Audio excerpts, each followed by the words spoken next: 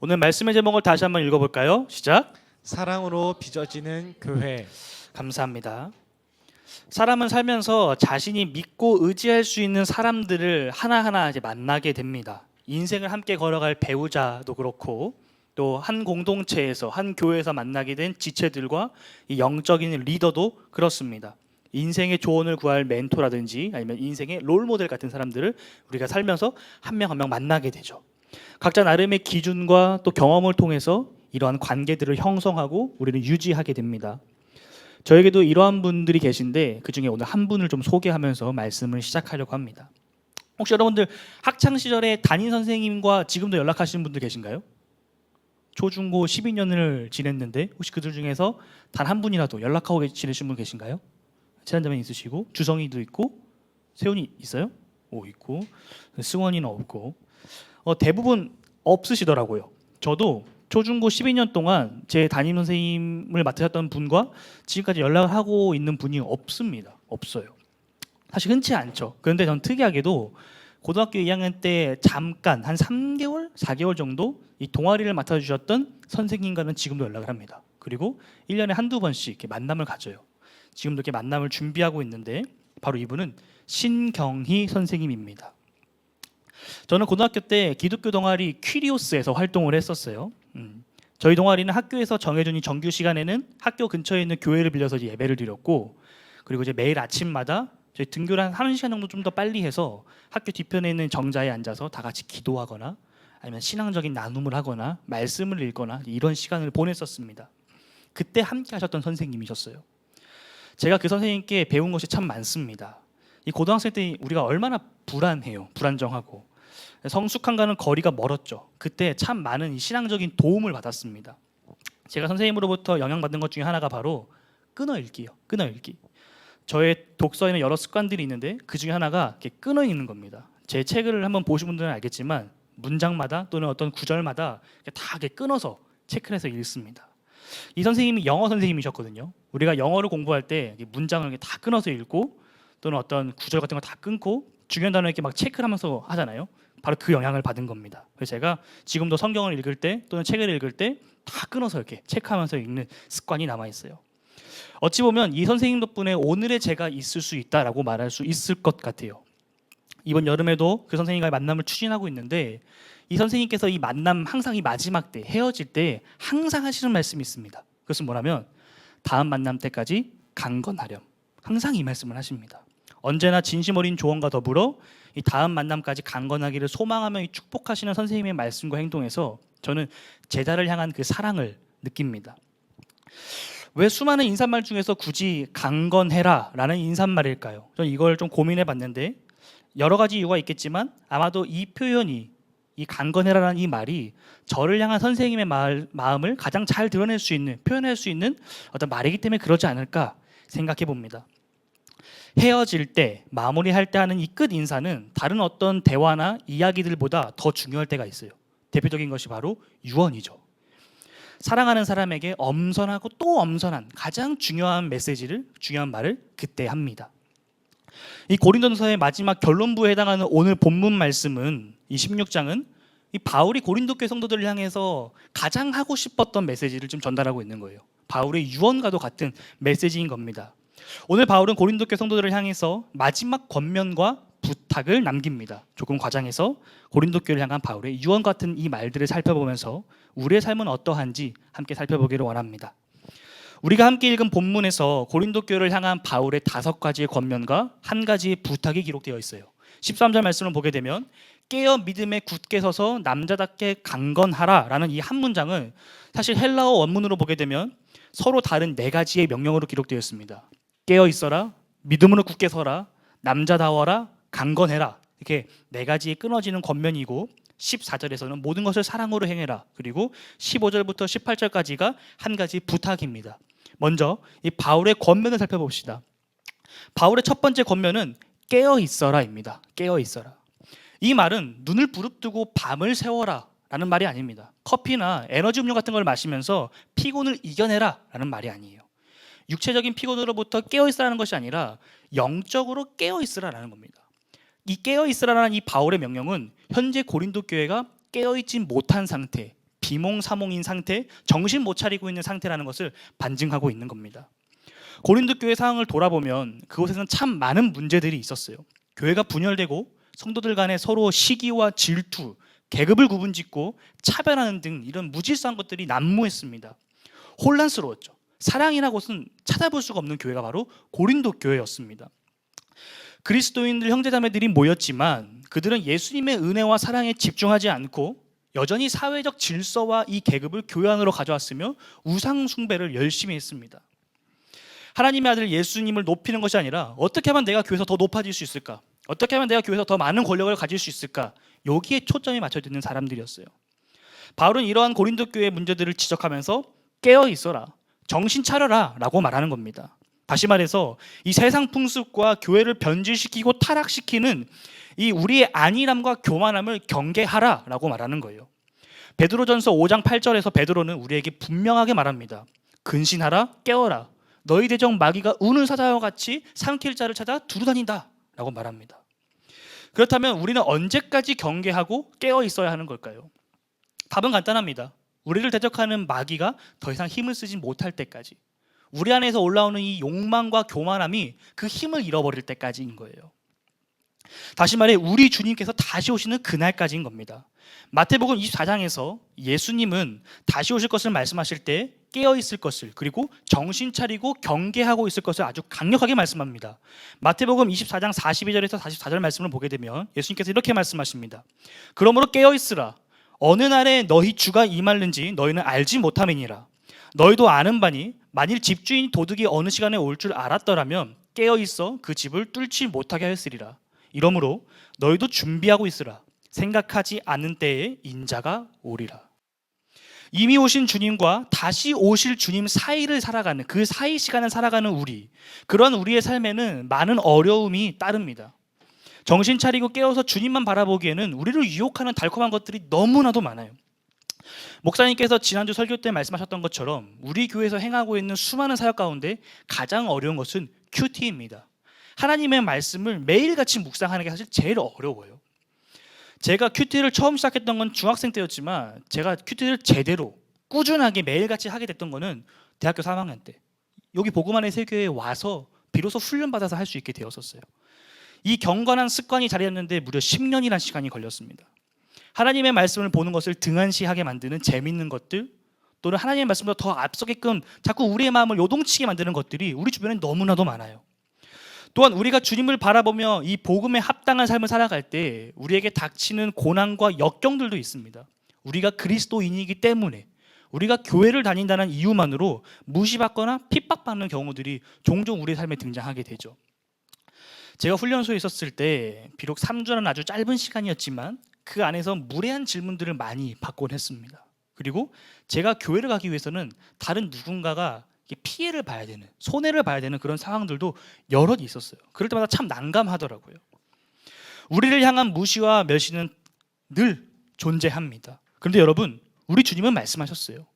우리는 이러한 어려움과 고난을 우리가 받는 것이 예수님의 이름으로 인해 우리가 미움을 받게 될 것이다 라고 예수님께서는 분명하게 말씀하셨습니다. 하지만 이러한 어려움이 따른다 할지라도 우리에게 소망이 있는 것은 어두움 끝에 밝은 태양이 떠오르듯이 어두운 이 땅과 우리의 삶에 영광이 빛되신 우리 주님께서 다시 찾아오시기 때문인 겁니다. 그러므로 주님을 기다리는 우리가 취해야 될 자세는 이 세상이 주는 만족과 세상이 쫓는 그 목표가 아니라 주님의 말씀을 묵상하며 그분을 알아가고 주님의 말씀을 삶으로 실천하며 그분을 닮아가는 적극적이고 능동적인 기다림의 자세가 필요한 거예요. 깨어 정신 차리고 경계하는 삶이 우리에게 필요한 것입니다. 시편 130편 5절과 6절 말씀을 보게 되면 나 곧 내 영혼은 여호와를 기다리며 나는 주의 말씀을 바라는도다. 파수꾼이 아침을 기다림보다 내 영혼이 주를 더 기다리나니 참으로 파수꾼이 아침을 기다림보다 더하도다 라고 시편 기자는 고백합니다.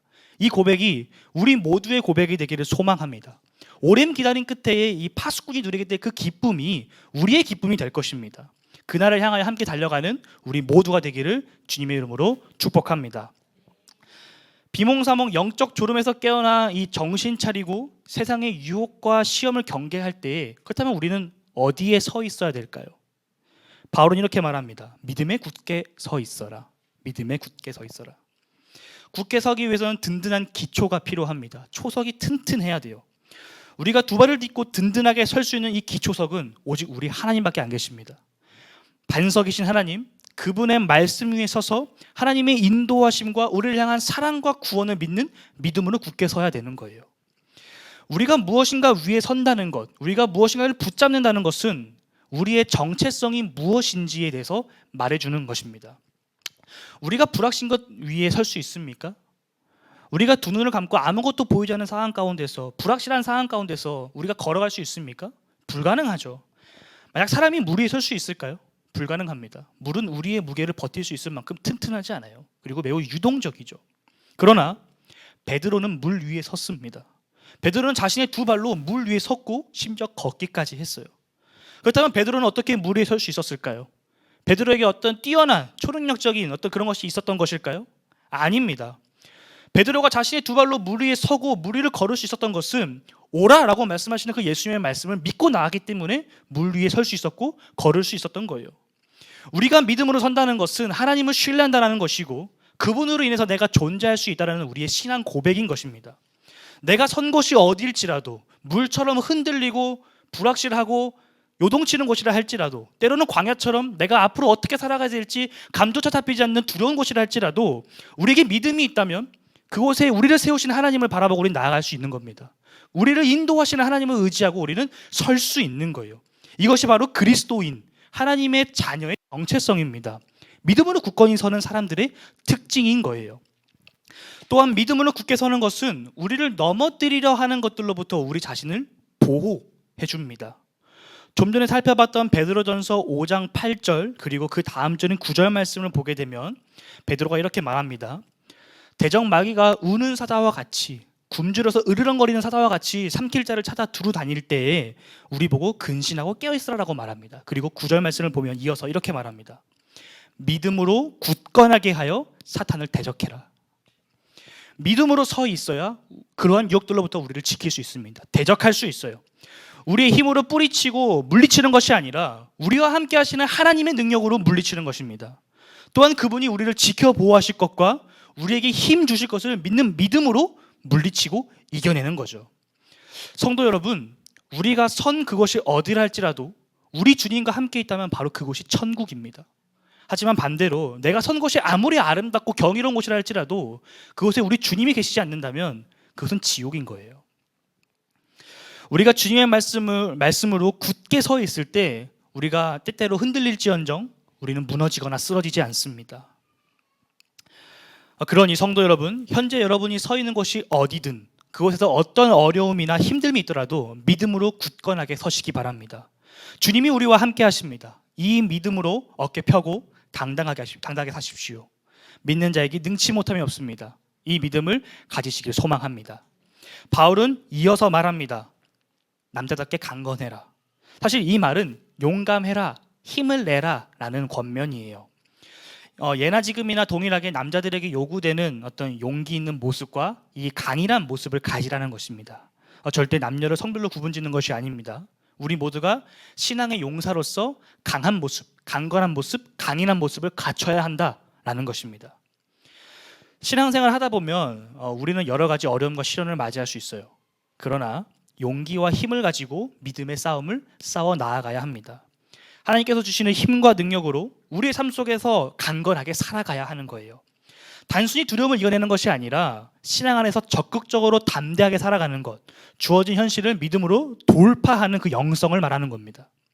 베드로가 예수님을 믿는다고 하면서 그 배 밖으로 걸음을 옮기지 못한다면 과연 그것이 참된 믿음일까요? 왜 걸음을 옮기지 못하는 겁니까? 못 믿기 때문인 거 아닙니까? 의심하기 때문인 거 아닙니까? 그래서 야고보서가 말하는 겁니다. 행함이 없는 믿음은 죽은 믿음이라고 말하는 거예요. 시편 31편은 다윗의 시입니다. 정확히 어떤 배경에서 쓰였는지 알 수 없어요. 성경이 말하고 있지 않습니다. 하지만 다윗이 하나님께로 피하고 하나님의 은혜와 구원을 구하는 것으로 보아 아마도 그가 사울이나 압살롬 등을 피해서 광야를 떠돌며 도망 다닐 때 하나님께 고백했던 시, 노래인 것 같아요.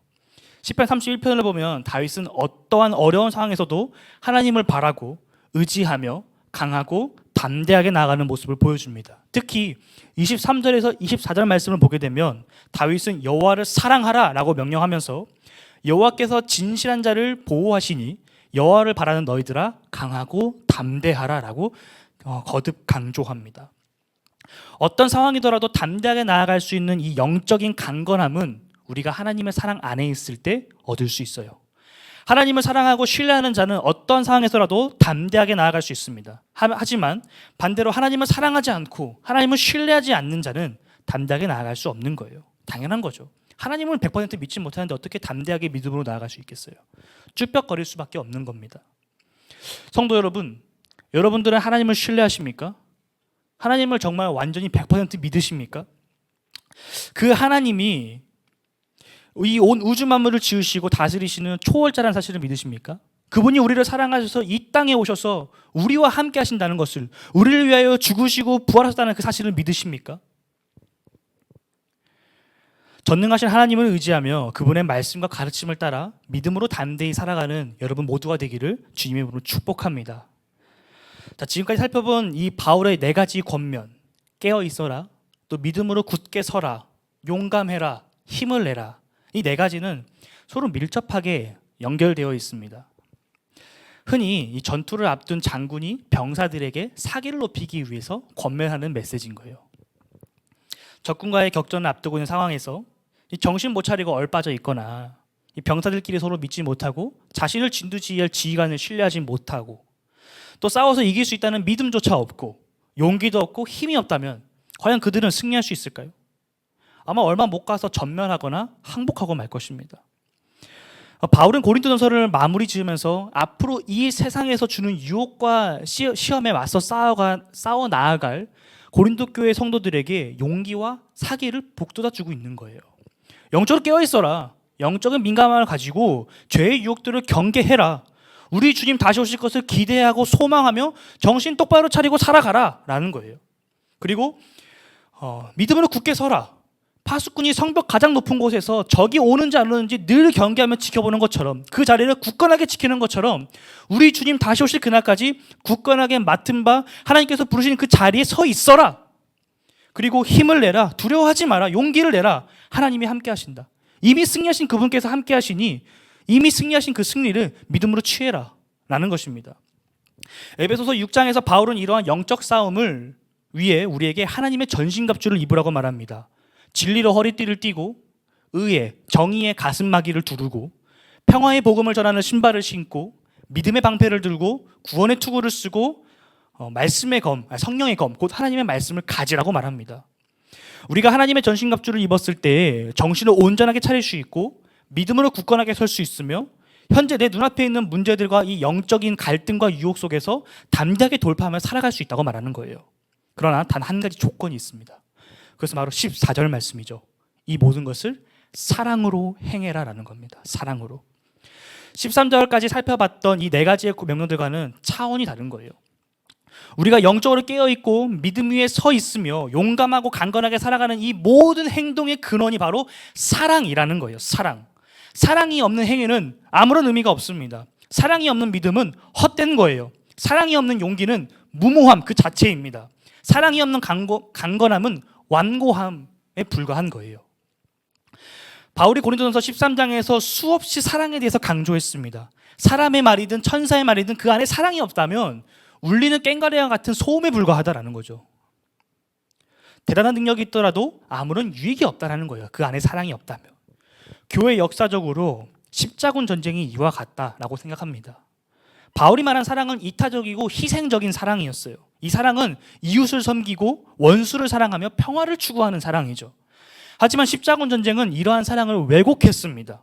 기독교 신앙을 보호한다는 종교적인 명분으로 시작되었으며 수많은 폭력과 학살, 약탈을 동반하였고 예수님의 가르침과는 정반대의 길을 걸어갔죠. 그들의 행동과 중심에는 사랑이 없었기 때문에 그들의 용기와 힘과 믿음은 웃음과 평화가 아니라 분노와 증오를 낳았습니다. 성도 여러분, 우리의 신앙과 삶은 어떠한지 스스로 돌아보시기 바랍니다. 우리의 신앙에 사랑이 있습니까? 그렇다면 할렐루야, 너무 감사한 거예요. 근데 만약에 우리 안에 그 사랑이 없다면, 내 안에 시기와 질투와 분노와 어떤 계급과 비교가 있다라면 여러분, 우리의 신앙과 삶을 다시 재정립해야 됩니다. 주님 안에서. 바울의 권면은 단순히 도덕적인 가르침이 아니라 우리를 그리스도 사랑 안에 머물게 하는 초청인 거예요. 초대입니다. 우리가 사랑으로 모든 것을 행할 때 우리의 삶은 그리스도의 진정한 증거가 됩니다. 우리가 서로를 사랑하고 섬기며 이 세상에서 그리스도의 빛을 비추는 존재로 살아가게끔 우리를 인도합니다. 우리의 모든 행동과 말 속에 사랑이 스며들어 있어야 해요. 그럴 때 우리는 진정한 그리스도인으로서의 삶을 살 수 있게 되는 것입니다. 하나님께서 우리를 향한 사랑을 확증하셨던 것처럼 우리도 세상을 향하여 하나님을 향한 사랑을, 그리고 하나님을 닮은 사랑을, 분열과 갈등을 조장하는 것이 아니라 평화와 화합을 일으키는 사랑을 확증하는 삶을 살아가시기를 주님의 이름으로 축복합니다. 말씀의 결론을 맺겠습니다. 바울은 사랑이 기본된 정신과 믿음, 그리고 용기와 힘을 갖추라고 오늘 말합니다. 그리고 실제 이 모든 것을 갖추었던 하나의 롤 모델을 우리에게 보여줍니다. 그것이 바로 13절부터 18절까지 기록되어 있는 스데바나의 이야기예요. 바울을 통해 아가야 지방에서 처음 복음을 접했던 이 스데바나는 고린도 교회에서 상당한 영향력이 있었던 성도였을 것으로 추정됩니다. 스데바나는 고린도 교회의 개척 멤버였으며 고린도전서 1장 16절에 의하면 바울에게 세례를 직접 받은 몇 안 되는 사람들 중에 한 사람입니다. 그리고 에베소에서 사역하고 있는 바울을 찾아와서 고린도 교회의 문제를 알렸던 사람이고, 그에 대한 바울의 답변인 이 고린도전서를 다시 교회로 가져가게 되는 이 중대한 임무를 담당했던 사람이었습니다. 이 고린도 교회의 중직이었던 스데바나와 그의 가족들에게는 하나의 독특한 특징이 있는데, 그것이 바로 교회 공동체를 섬기기로 작정한 사람들이었다라는 거예요. 이들의 결단은 단순한 결심에서 그치는 것이 아니었습니다. 실제 행동으로 이어졌어요. 그들은 자신의 시간과 자원을 들여서 성도들을 섬겼습니다. 성경이 말하고 있잖아 정확히 알 수는 없지만 제 생각에 아마도 스데바나는 교회의 모임과 예배 장소를 위해 자신의 집을 오픈했을 것 같아요. 그리고 교회 안에 있는 가난한 성도들을 위해 지갑을 열었을 겁니다. 그리고 도움이 필요한 사람들을 위해서 자신의 이 몸과 시간을 아끼지 않고 늘 내어주고 헌신하는 사람이었을 거예요. 섬김은 단순한 봉사가 아닙니다. 그것은 나 자신을 낮추고 내 옆에 있는 사람을 높이는 것, 그들을 위한 희생과 사랑 없이는 절대 할 수 없는 일이죠. 우리에게 진정한 섬김과 사랑을 보여주셨던 예수님은 자신의 모든 것을 쏟아 부으셨습니다. 예수님은 스스로 하나님과 동등됨을 취하지 아니하시고 종의 형체, 사람의 몸을 입고 이 땅 가운데로 오셨습니다. 예수님은 언제나 소외된 자들, 가난한 자들, 병든 자들과 함께 하셨죠. 이러한 예수님의 행동은 다른 이들로 하여금 인정받거나 칭찬받기 위해서 한 행동이 아니었습니다. 세상 어느 누가 칭찬받으려고 자기 목숨을 내놓습니까? 그것도 나를 비방하고 조롱하고 손가락질하고 나를 죽이려까지 하는 그 사람들에게 말이죠. 예수님은 주변 사람들로부터 인정받으려고 하지 않으셨습니다. 오히려 세상은 그러한 예수님의 독특하고 유별난 행동에 술꾼이다, 죄인들의 친구다라고 조롱하죠. 18절 말씀을 보면 스데바나 그의 가정도 자신들의 섬김과 사랑을 고린도 교회 성도들로부터 존중받지도 인정받지도 칭찬받지도 못했습니다. 그러나 그럼에도 불구하고 스데바나는 멈추지 않았어요. 그 사랑으로 모든 것을 행했습니다. 그는 사람들의 인정이나 칭찬을 바라지 않았어요. 오직 하나님의 영광을 위해서, 그리고 예수님의 사랑을 본받아서 자신의 삶을 헌신적으로 드리는 삶을, 성도들을, 교회를 섬기는 삶을 살았습니다. 그런데 여러분, 놀라운 것은 모두가 멸시하고 조롱하던 예수님의 헌신과 섬김을 지켜보신 분이 계셨으니 바로 그분이 우리 하나님이십니다. 자기 자신의 모든 것을 포기하고 희생하신 그 예수님을 하나님께서 높이 올리셨어요. 모든 이름 위에 가장 뛰어난 이름으로 세워주셨습니다. 그러므로 예수님의 섬김은 하나님의 영광을 이 땅 가운데 드러내는 거룩한 도구가 된 거예요. 마찬가지로 아무도 인정해주지 않았던 스데바나의 사랑과 헌신을 하나님의 사람이었던 바울은 분명하게 바라봅니다. 고린도 교회를 향해 성도를 섬기는 일에, 그리고 모든 것을 사랑으로 행하는 자들을 인정하고 존중하며 그들에게 순종할 것을 명령하죠. 우리도 스데바나처럼, 그리고 예수님처럼 사랑으로 모든 것을 행해야 합니다. 우리의 섬김과 헌신이 눈에 잘 보이지 않는다 할지라도, 심지어 오해받고 비난받는다 할지라도 우리는 멈추지 말아야 되는 거예요.